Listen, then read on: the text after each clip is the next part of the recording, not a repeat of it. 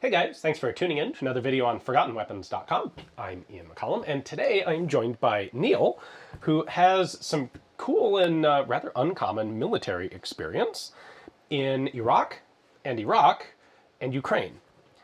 And you were willing to come on the show here and talk to us about some of your experiences. And in particular today, what I want to focus on is the weird and interesting small arms of those conflicts. Because, of course, this is Forgotten Weapons, and I have a lot of questions for you, but we're going to save a lot of those. In fact, I have a bunch of questions here from Patreon and Utreon supporters, which is awesome, but we're going to do those as a separate video because I want to talk about specifically the weird guns that you ran into. Mm-hmm. Now, just to kick us off, can you give us a brief overview of what your military background is and where you were? Yeah, so I joined the Army at 17 in 2002. Served in Iraq 2003 to 2004, 2005, 2006, 2016, and then Ukraine in 2022. Okay. And your time in Iraq was a little different between the aughts and the 2016. Yes. What was going on? What had you in Iraq? So those of you who are obviously history people, will remember that ISIS had invaded Iraq and Syria at that time, and so I went and joined a company called Sons of Liberty International, and went to go train, advise, and assist the Kurdish Peshmerga in their fight against ISIS in 2016. Okay. And presumably something similar to that got you into Ukraine recently? Yep, actually same company. The guys sent me an email and said, hey, would you have any desire to come train Ukrainian troops? And I said, well, let me see what my schedule looks like, because I was working commercial fishing in Alaska at the time. And just as one does? Yeah, casual, no big deal. Are you sure your life isn't actually the Discovery Channel? Go from deadliest catch to deadliest war zones. So I worked at a time frame that would be beneficial for me to go over there and work with them, and they set up a very rigorous training schedule. We were working between 12 to 18 hours a day, working with different Ukrainian military units to get them dialed in, not just for hey, so if this happens, it's, hey, when this happens in 2 weeks, you need to know how to do this. It's a little bit different than the normal sort of training one might do at home, isn't it? Yes, yeah. All right. So what a lot of people have asked me about is like, oh, well, when it applies to Ukraine, like there's all sorts of crazy weird stuff showing up in Ukraine. Obviously, Maxim guns have sort of made the news as the unique weird old gun du jour of the Ukrainian conflict. But I think there's a lot of mystery surrounding what guns were being used by the Peshmerga. I saw G3s, G36s coming in from the Germans. What was the standard armament for them, and what was some of the oddball stuff that they did also use? So standard is a very loose term that we're going to use today. Kind of figured. For both wars. Like you said, we did see a lot of G36s because when I was there, the Germans did that big push of arms and ammunition. So G36s, G3s, AKMs, CZVZ 58s, 58s, yeah. Enfields, MP40s, MP5s.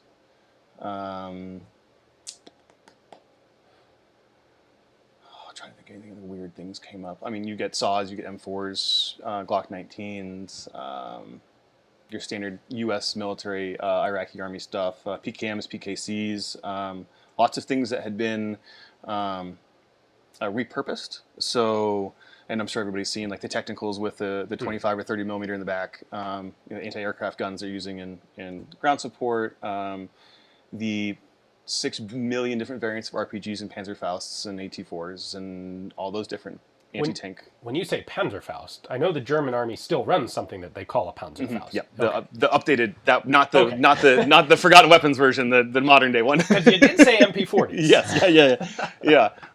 Fair, very fair. Mosin Nagant's PPSs or PPSHs.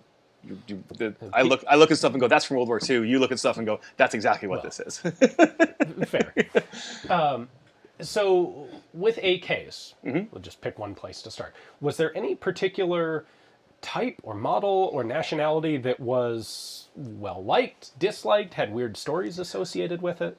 Outside, so AKM specifically, they do not like the Chinese ones for no other reason than we like the Chinese ones. And then the reasoning in America, I don't understand because it doesn't sit valid with myself. It's just my knowledge. They don't like the CZs, the CZVZs. Okay. VZ-58s? Which I think are phenomenal firearms. They seem to be, yeah. But they could not get rid of those fast enough. They were like, we need AKMs, or we need this AK. And like, Was that like they didn't have parts interchangeability or magazines or? there was no valid reason given to me on why. I was like, it shoots the same bullet, just as fast, just as accurately. The manual of arms is fundamentally the exact same.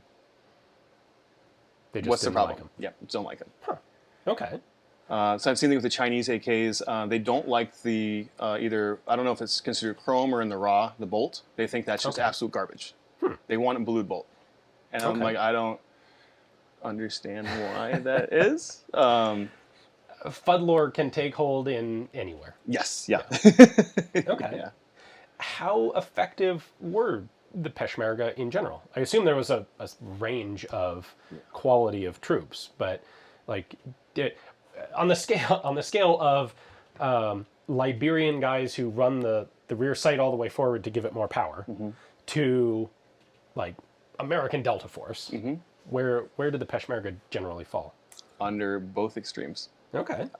So I'm sure you've seen, and I think you've actually talked about before, the sniper button Oh yeah. on the M16. That story has 100%. I have seen firsthand accounts of that. Okay. And I don't know where it started. So you have that end. So like the guys that I worked with when we first started doing firearms instruction, they could not hit something that's probably 6 feet by 6 feet from 50 yards. Wow. Could not do it. But then within sister units or the Asayish, which is the Kurdish secret police, if you will, of the Iraqi Kurdistan, they have legit sniper teams with 338 Lupo magnums, and they're reaching out and touching people. So it's a wide variety of skill sets within there. And it's not even really unit to unit. It's what is unit to unit, but it's also individual to individual.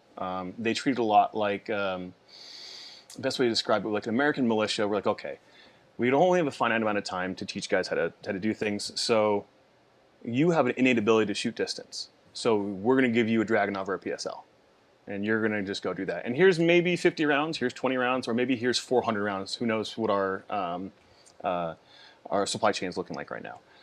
Then there's the guy that is just happy to be there. That's a warm body that he gets a PKC that doesn't have stock, so it's got like some rebar welded onto it, and he gets a belt of ammo, and that's it. And all right, you go forth. So it's a very hodgepodge of it. And then there's some guys that have dual tube nods. They've got M4s. They've got some sort of IR laser device, some suppressors, and they're very dialed in and good to go. So Okay. How obviously those guys are going to take their training very seriously. For the more typical run-of-the-mill forces, how much interest did they take in improving their own skills? Were they excited to get training from like really competent people, or was this just a waste of time? Or so without going into story time, we would love to hear which at we least a can. couple of stories. Yes, we can absolutely. We don't need to turn this into just tall tales all day, but I know people would love to hear interesting anecdotes and stories. With the group that I worked with, when we showed up, I was there for 2 weeks before we got into our first major incident. And those 2 weeks leading up to it, they were very excited for Western advisors and trainers to be there. They were extremely thankful.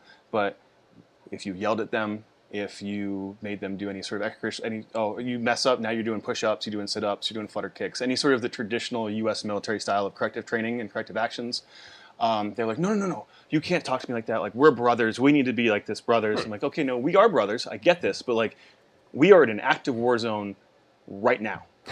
We can walk 100 yards that way and fire a bullet in that direction, and then more bullets will come back towards us. Like, this is not a brotherly love kind of moment. We are in an active combat zone. And they're like, oh, no, it's fine. Everything is fine. Inshallah. No, it's okay. I'm like, okay, that's not how this is supposed to work, guys. Okay. So we... about 2 weeks after I was there, we were overrun by about 300 ISIS fighters. Navy SEALs had to come bail us out. Charles Keating was unfortunately lost in that incident. He's a local Arizona guy from Arcadia. And after that, they took things deadly serious. Okay. it was the proud moment I had from that was we got separated from half of our unit, and they, of course, as you see in Middle Eastern militaries, they've got their gun and their camera out at the same time, and they're basically trying to live stream stuff on Facebook, and watching their CQB skills, their street awareness, their muzzle awareness, their movement, everything was textbook how they should have been doing for the last 2 weeks. They didn't do it in training, but somehow when it really mattered, they did it. Wow. And I couldn't have been more proud of them. But That's then impressive. when they came back after that, and the weeks and months of training after that, they were dialed in, and they were like, okay, you guys know what you're talking about. It kept us alive. What else can you tell me? What else can you teach me? I want to be a sponge for everything you're giving us. And so that definitely set a benchmark of training with them. Nice. Did you see a difference in that attitude between the Peshmerga in 2016 and I don't know how much contact you had with the Iraqi forces in 2003, 4, 5, 6? Did they have a similar attitude, if applicable? So the Iraqi forces. So I had an interesting experience. So we were part of the ICDC in 2003, 2004, which is the I don't remember what the exact acronym stands for, but it's recruitment of the Iraqi police and the Iraqi army when we were trying to stand them up after the invasion. And those guys, for lack of a better term, were a giant clusterfuck. Like you see the videos of guys like who can't in sync do jumping jacks, like that kind of level of like, oh no. And if something went wrong or some sort of anything dangerous actually happened where they had to do their job and not just collect a paycheck, they just quit and they went home. And that was the end of that. The Peshmerga don't have that. They didn't have that that luxury because the towns that we were fighting in are their homes. And they were trying to push back into their, or if they weren't already in their hometown, the next town up or the 2 more towns up to reclaim was their home, where their grandmother was or their family is. So they're a little more motivated to get things right. That's certainly understandable. So that was the big disparity. Same thing in 05, 06, and we were in Telefar, and we had up in Sinjar, we had a training facility, and it had already been established for the Iraqi border guard. Same thing, those guys just didn't care. They were there to collect a paycheck. As soon as anything went sideways, as soon as they were mistreated or yelled at or disrespected, they were like, I quit, I'm out, I'm going to go join the insurgent force. Which that's a whole other conversation of politics that we don't have to get into. But the motivation between the different time frames and different cultures was massively. I was going to ask if you think that's a cultural thing or it was a situational thing. I think it's cultural. The Kurds are extremely proud. Extremely proud. Like they are Kurdish, and they will let you know, and everybody else, like the cultural equivalent of CrossFitter private pilots. Yes. Yeah. Oh, that's so true. Oh no. I know one of those too. It's a friend of mine. That got way too real. Yeah. So they're and the Kurds have have historically been very proud, and same thing we saw during the first Gulf War, and we let them down when all that happened, but they were willing to stand up against Saddam, and they're like, well, it's a no-fly zone, like you guys stay on your side of the line and we will stay on ours, and we will shoot you if you come across, but we'll still sell you oil that is technically yours but it's ours, like that kind of thing. So I definitely think that there's a level of a personal responsibility that the Kurds have, more so than I saw with the Iraqi military. And all of the things that we talk about, this is my personal interaction experience. I'm not speaking for anybody in any way, because I definitely did see Iraqi soldiers that, like in late 2005, we were hit by a suicide bomber while we were doing Iraqi army recruiting in Telefar, and either the next day or the day after, the next day we had like open recruiting, nobody showed up. One guy walked up, and his legs are bandaged from ankle up to like below his nipple almost, and they'd hit us like, have you seen the movie Swordfish? Yeah. Where they had the vest with the ball bearings. Oof. And so this dude has ball bearing holes all through his lower body, and he's still there like, I want to help my country. And I was like, bro, go ahead. They're gonna kick you back, because obviously, but that's impressive. Like, go, if you need anything, like you need some water, like what can I do to help you now? Because that's what the kind of things that we needed at that time in that country. Yeah. Okay.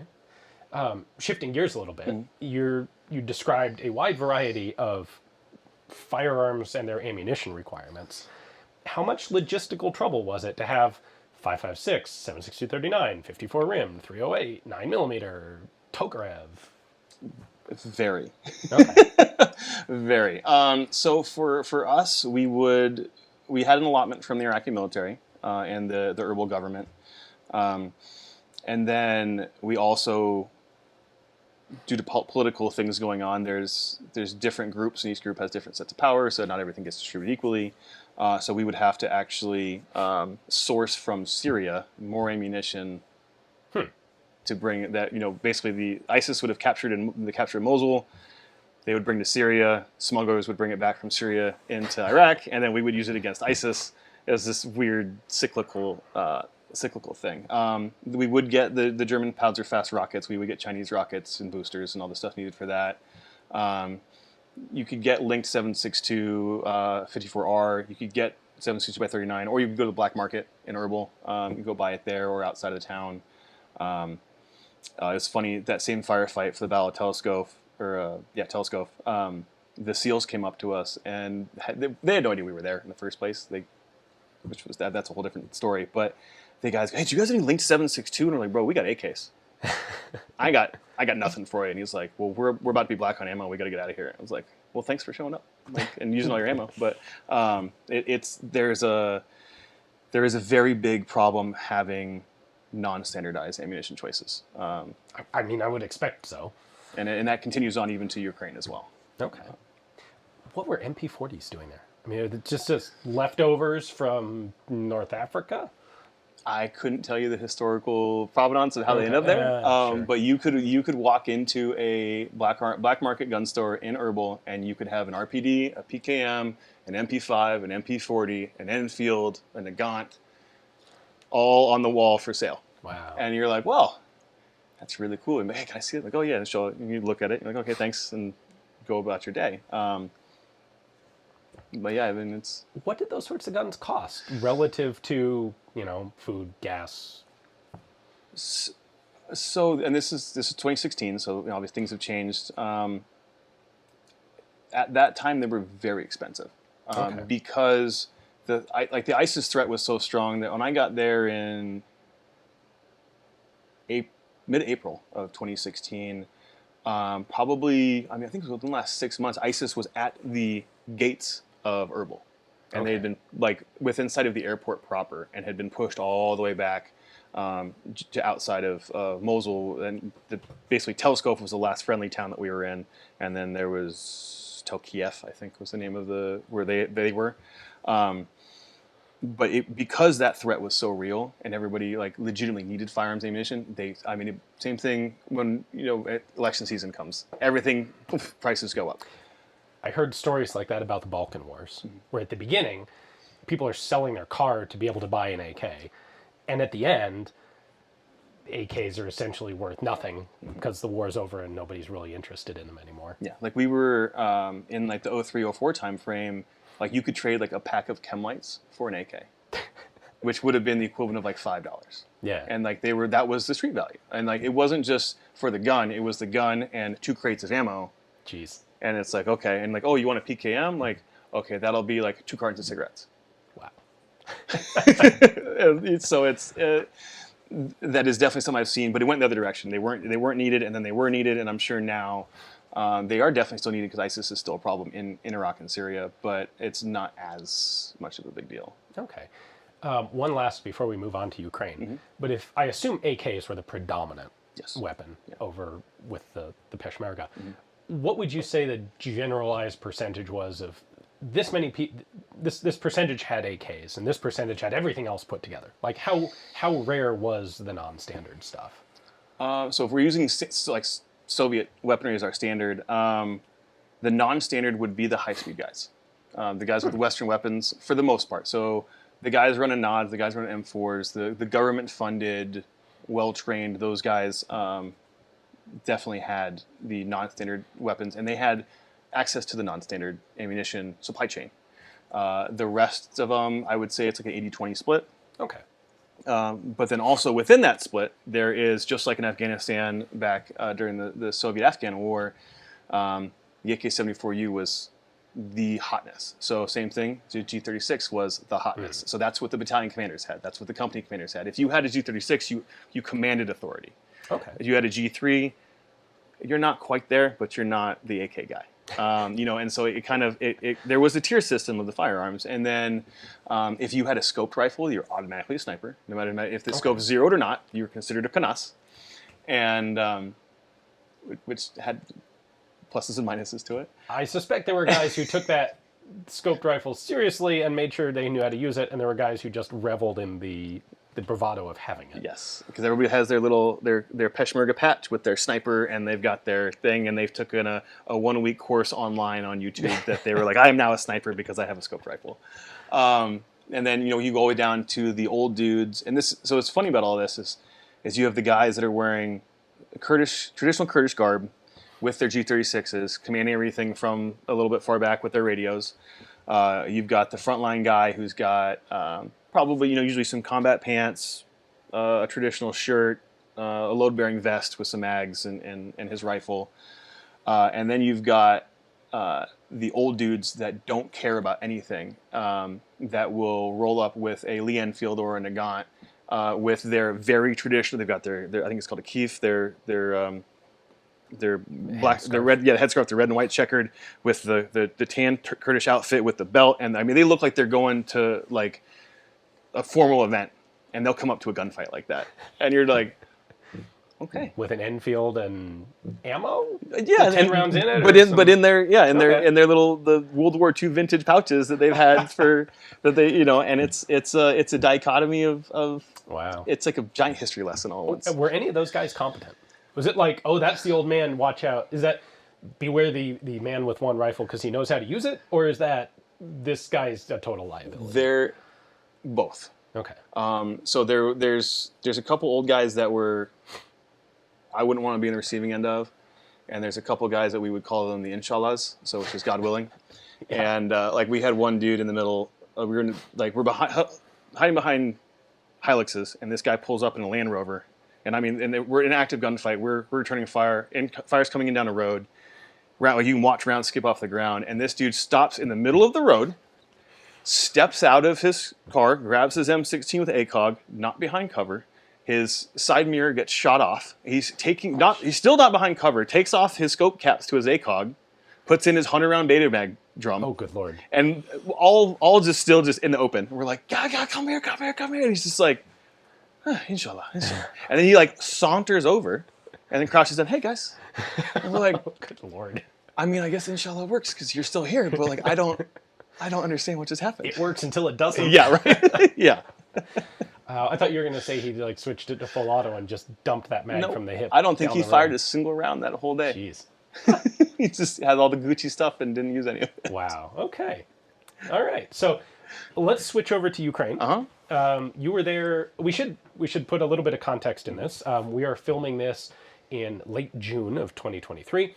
When were you there? I was there the end of 2022, and I was there for roughly a month. So it was a very short training push. The whole idea was to go train, come back, not be an active combatant, not do anything like that. That I've obviously, as we'll discuss more throughout these conversations, I've done enough of that, and that's not longer something I want to be part of anymore. Not so excited to do the Inshallah thing yourself now. Okay. So what were the standard small arms? AK-74s. Okay. AK-74. 74. So now we've switched from 7.62 by 39 to 5.45 by 39, which I think is the superior round. And I will stand by that statement.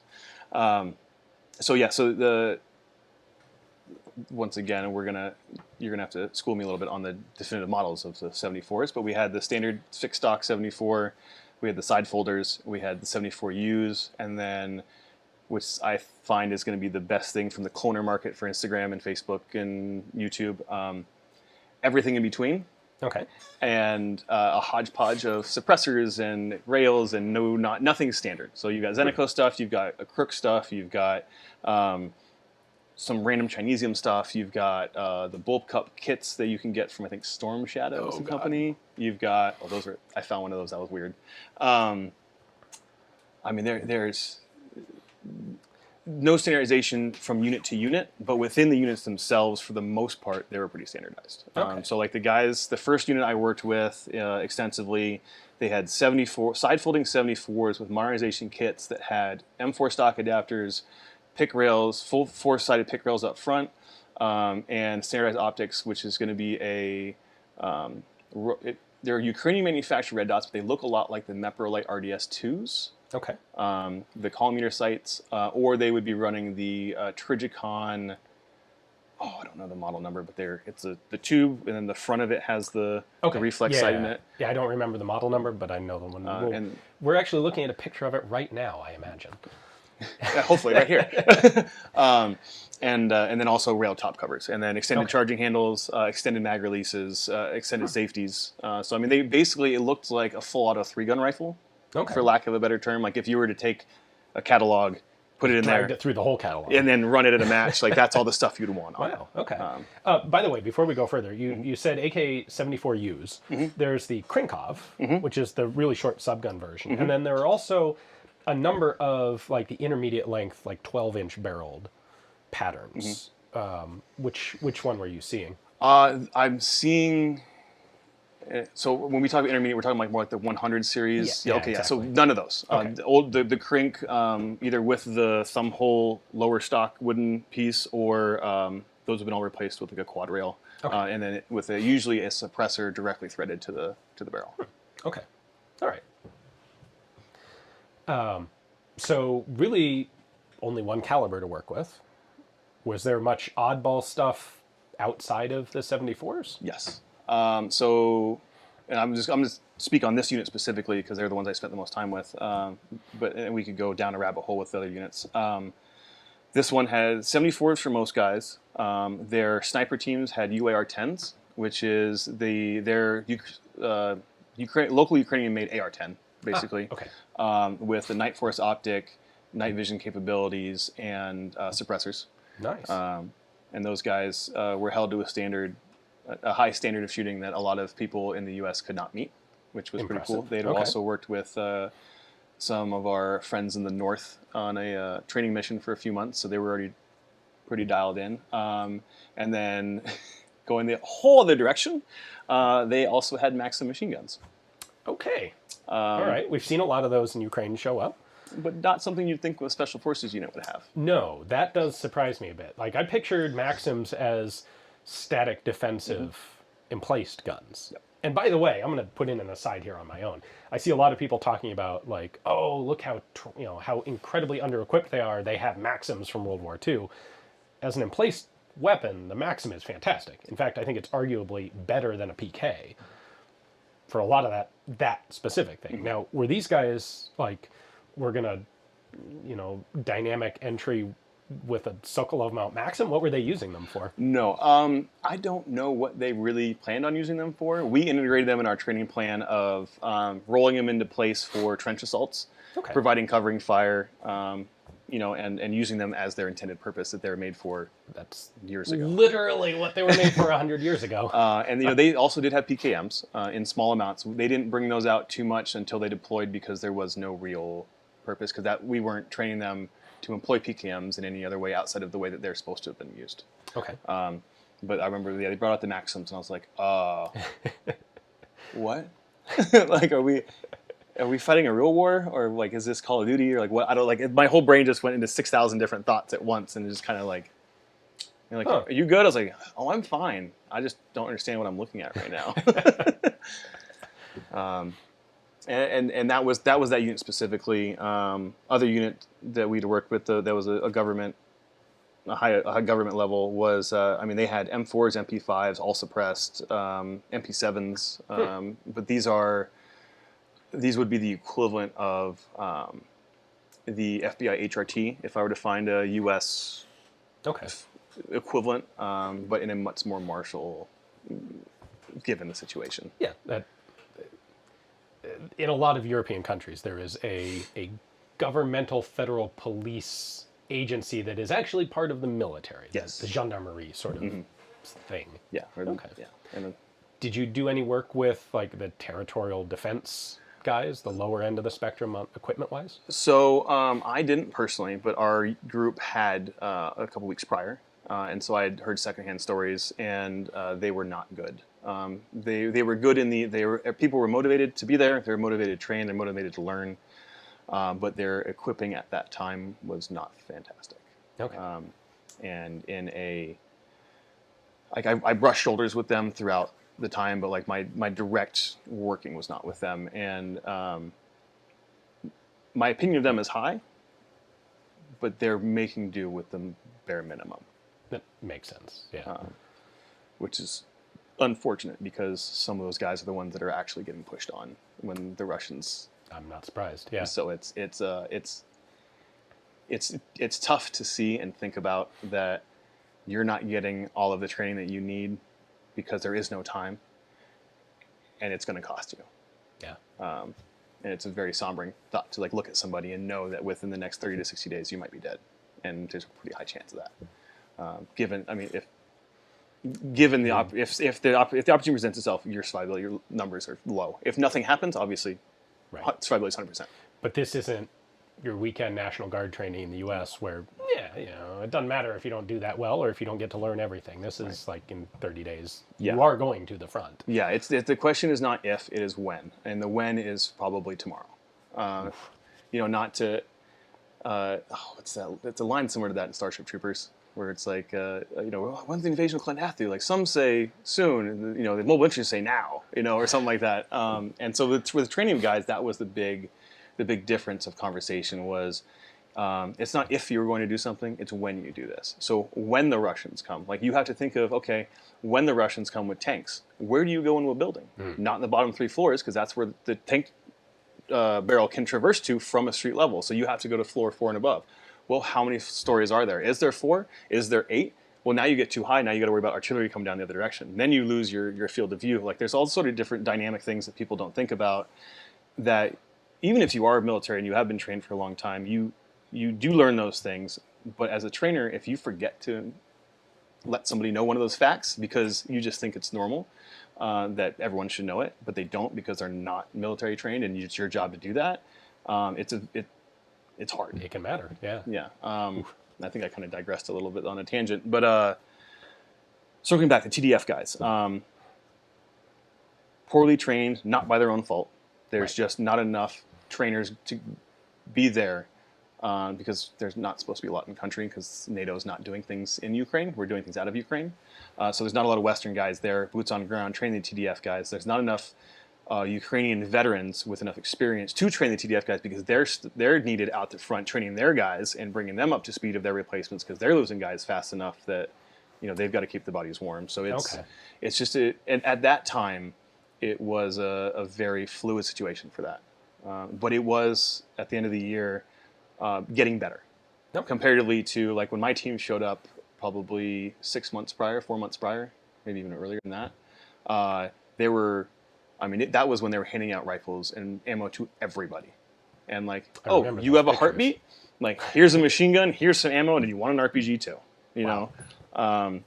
So that's why it's important why people remember this conversation goes on about when we're filming this, when I was there, and how dynamic the situation has come, even in the last 6 months, and then even in the 3 months prior to that, and even while I was there, the situation changed. So context is key in this. Do you have any insight into how the small arms situation has progressed since you left, between late 22 and now middle of 23? Small arms, not so much. I know heavy arms has, they've got the Bradleys now, they've got the Leopards, they should be getting Abrams relatively soon. There's a talk of the F-16s. There's some I think Poland transferred some stuff. Their small arm stuff is, you kind of get what you get, and it's a hodgepodge of. I've seen Brens, Bren 2s. CZ Brens. Yeah, not the not British Brens. Yeah. We've seen Brens, you've seen AUGs, you've seen HKs, you've seen M4s, M16s, M14s. I carried one of those for a while.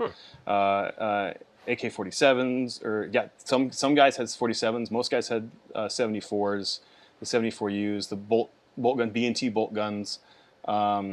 Barrett MRADs, and then all the assorted belt-fed machine guns and things go along with that. And so, Did they have any significant ammunition logistical issues, or was everything standardized enough that it wasn't really a big deal? yes and no. So there's a non-answer.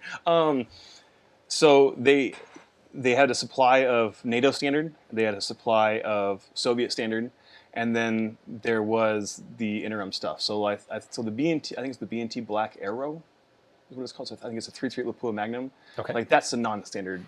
Like it's a standard NATO caliber that we use, but it's not standard Sort of, NATO but, caliber. You know what I yeah. mean? Like it's that gray area. So those you'll get like two 20-round boxes of that. If you want match grade 308 for your bolt guns, a lot of guys are running the Sako TRGs, the 22s, with cans out of Norway.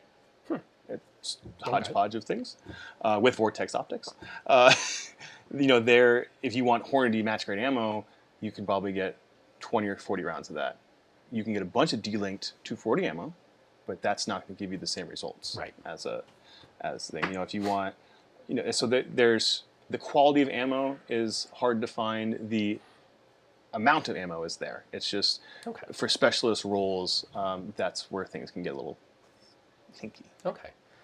Any particularly cool stories about oddball small arms from either conflict? I'm sure there are, but I kind of went into them with that thought of like, I'm going to see some weird shit, so nothing really surprised me. Okay. What were you carrying? What were your standard guns for you and your unit? So with the Pesh, it was an AK-47. It was, I think, a Chinese one. It had basically if you dragged it through the Tapco catalog, that's what I had, and it worked. I rebuilt that gun as a kind of homage. So I rebuilt my M16A2 from the invasion, and my AK, and I it scuffed it up the same way it looked, and it's cool for me, but it's a giant hunk of shit. Like it is not a good thing. Okay. Going over to Ukraine, initially it was an M14. Wood stocked. Interesting. Is there a story behind that? Like, how'd you get an M14? That's what I got. I don't know. I guess you were doing sniper training. Yeah, right? and that's the worst sniper rifle you can use right now. Did it have a scope, or was it just irons? That I brought. Okay. I had heard inklings and rumors that I would be having an M14 or an M1A because it is a non-full auto version that they had. It did have the knob for the selector. But the little paddle itself was non-existent, so I didn't go too far down that rabbit hole of things. It's not like you're really going to gain anything by trying to get it full auto. No, we've seen me shoot matches full auto. It is not an advantage. So I brought over a side mount and rings and everything, and set that up and zeroed it, and it was every bit of a 4 MOA gun that they're known for. Okay. So that was there, and then one unit we had 74s that were issued, and then right before I left, they were issued. What's that weird? It's a 5.56 AR patterned, I think a Polish gun, the Grot. Oh, the Grot? Yeah. Oh, cool. Which I never actually pulled the trigger on, but they were like here, and I was like, this is new. This is different. And that was the extent of my experience with those ones. Okay. And Iraq? PKCs with the stock literally blown off, so they would weld on a like rebar section. Same thing with. So you want to interrupt? Yeah, you said PKC. Yes. What is that? So the PKC, and I might be totally misspeaking. So there's the PK, the PKC, and PKM. Okay. That might not be what we call them here, but this is what they called them in Iraq at least. So the PK was the initial version. Yep. The PKC was the vehicle mount, non-dismount equipped, and then the PKM was the modernized light infantry. I think what we is would that? typically call that a PKT. Okay. For tank. Yeah. But I figured that's what you were going with. Yeah. But, that was the Iraqis telling me PKC. I'm like, okay, cool. It's a PKM, but okay. Everything to me, if it's a 54R belt fed machine gun, to me it's a PKM. Okay. Which I know is wrong. But yeah, so that was battle damage. So they welded that up. Same thing after the Battle of Telescope. We found a bunch of AK-47s that had been blown up, and we bubbled those back together to become modern firearms. Well, not modern, but functional firearms. Handgun, sidearm. Oh, starter pistols. What? What? Starter pistols? Yeah, Turkish starter pistols. No. Say you have to be kidding me, but you're clearly not kidding Oh me. no, I almost lost my mind when they handed me one with real bullets in it. Who is this meant to kill again? You, I think. Yeah, that they're knockoff like Beretta or Glock or whatever. I mean, you can buy them online for they're non-firearms. Well, they smoothboard them to using some sort of drill press. I doubt they actually matched. There was no chamber reaming at all. Okay. So it's just, here's 9mm bullets that fit in this magazine. We load it in there and it chambers, and I'm not squeezing that trigger. Inshallah. Yeah. And the worst part is about the Inshallah stories is the guys I worked with were Christians, and they majority of Peshmerga are Muslim, but the guys that were specifically are Christian, and they would yell at us when we'd say Inshallah. We'd be like, Inshallah, and they're like, no, we have the God. And I was like, I mean, bro. We're gonna do Inshallah if you're making me shoot this gun, because I'm gonna lose my hand. The craft built, Wow. the Soviet calibered 50 caliber 12.5, 12.7s and 14.5s, some of them, I think. those were dubious of nature, but I mean they're single shot breech lock. Yeah. The Kurdish gunsmiths could do some wild stuff. I think most of those things were built from legit barrels. Yeah. Oh yeah. So yeah, that takes care of not all of your safety issues, but a lot of your safety issues. Yeah. Okay. And just the historical firearms we talked about before, the MP40s, All right, I've been trying to prod you because you told me at lunch about carrying a PPS 43 and a Stechkin. Yeah. So those were not 2016 timeframes. Okay. So yeah, so the Stechkin was modern. So everybody in our unit, that first unit, they all issued them. Which country? Ukraine. Okay. Yeah. So they were, shit. yeah. So Okay. all of the Ukrainian SF guys that I'd worked with in that particular unit had AK-74s and Stechkins. Damn. And Stechkins, Okay. for those of you that don't know, are also known as an APS, which is a select fire pistol that is literally it shoots at 380. That's and 9 Mac. And it's the size and weight of a Mark 23. Yeah. It's massive and it's super controllable and it is so much fun. I've obviously shot a lot of machine guns and I have a lot of full auto trigger time. So imagine the face and the smile that the person their first time gets. I had that from shooting that pistol. I like that. And I went on video. I'm like, this is so cool. Thank you guys. Then I handed it back to him and I was like, and then the Papa Shah, that was actually during the invasion of Iraq. Okay. Back when I was a nice 17, 18-year-old kid. We had found one that the guys that we had taken it from alleged it was for bird hunting. I don't know how much bird hunting you can do with that firearm. Is this the woodstock or the sheet metal? Okay. Woodstock, yep. So a PPSH 41. Yep. And had that for a bit, and then word got up the chain of command that Private Vermillion had a non-standard firearm in his possession, and that immediately was, that they axed that pretty quick. But that makes a fun little story. I got a couple pictures at the house, and Nice. we did a few raids and a few missions that I was able to carry that on because my immediate chain of command was like, whatever. This gun, it shoots. Yeah. All right. So Nice. Yeah. All right. Well, I think this has probably gone long enough for this particular subject. So thank you very much. That was really fascinating to hear. Hopefully you guys enjoyed it. We'll be doing some more talking to Neal about some other elements of his time in Iraq and Ukraine. Thank you very much for joining me. I'm glad you didn't get killed overseas. Thank you for having me, and I'm happy as well.